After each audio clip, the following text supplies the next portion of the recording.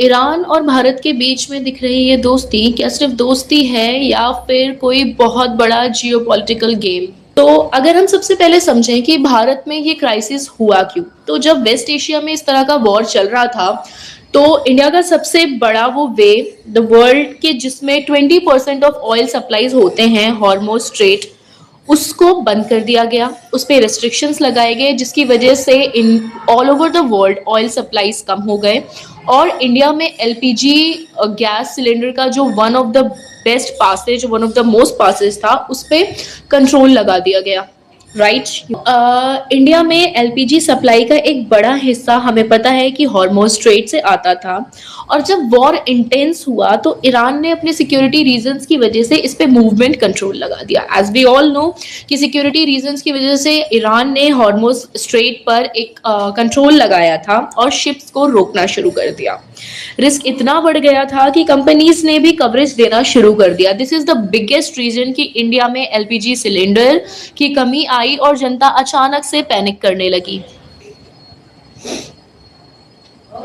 और जब इंडिया ने हॉर्मोज स्ट्रेट पर इस तरह से रिस्ट्रिक्शंस लगाए, एलपीजी सिलेंडर्स भारत में आना बंद हुए, तो उसका रिजल्ट क्या हुआ?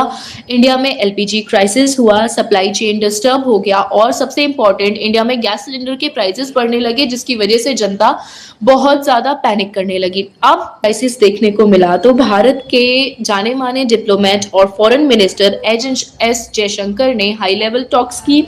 उन्होंने ईरान के साथ डायरेक्ट कम्युनिकेशन स्टेब्लिश किया, सिचुएशन को समझाया गया, लेकिन यहाँ पर भी हमारा देश अपने पॉइंट पे बिल्कुल क्लियर रहा कि हम न्यूट्रल हैं और हम दोस्ती चाहते हैं। जैसा कि हम सभी जानते हैं कि भारत हमेशा से एक शांति प्रिय देश रहा है, इस बार भी भारत ने अपना मैसेज क्लियर रखा कि हम न्यूट्रल हैं और हम शांति ही चाहते हैं।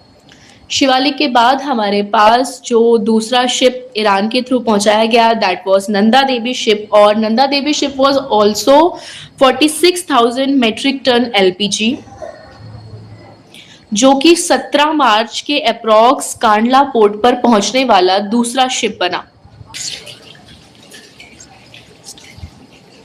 So 3 tankers was Esfel Star, AI Zafia and Stellar Ruby. In exchange उसने कहा कि हम भारत को पासेज देंगे एलपीजी गैस शिप्स का। इस geopolitics no help is free, बहुत दोस्ती की भी मिलावट है, या इस जियोपॉलिटिक्स में दोस्ती की मिलावट का दिखावा किया जा रहा है?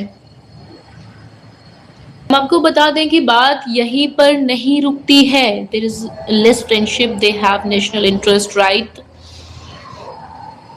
Mongbe is saying कि there is less friendship, they have national interest as well.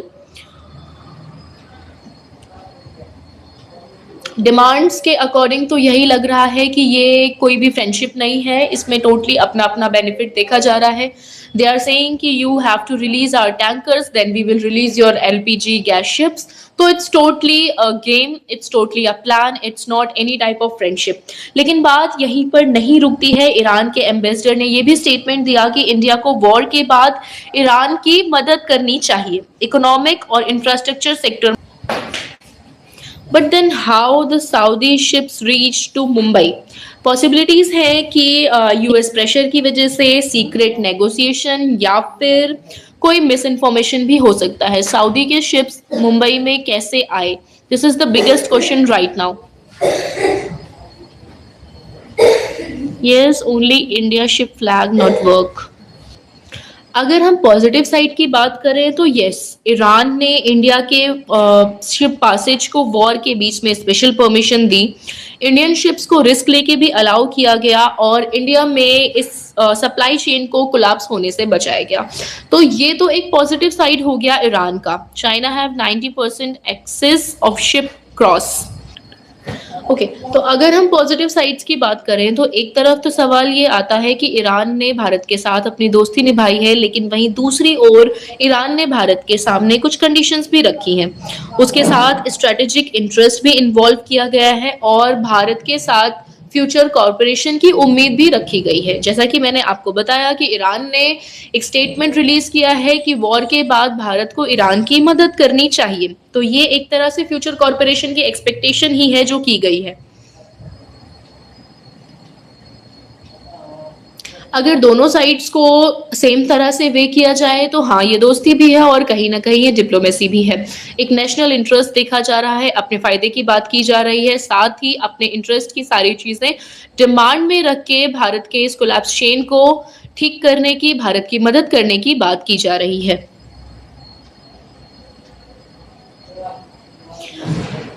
अगर हम आगे बढ़ें और बात करें कि एलपीजी सिलेंडर्स का रेट या एलपीजी सिलेंडर्स पे अब क्या इफ़ेक्ट पड़ने वाला है, जो भारत की जनता का सबसे पहला सवाल है, जो हर घर का सवाल है कि क्या अब सिलेंडर सस्ता होगा या फिर सिलेंडर के दाम और ज़्यादा से ज़्यादा बढ़ते जाएँगे?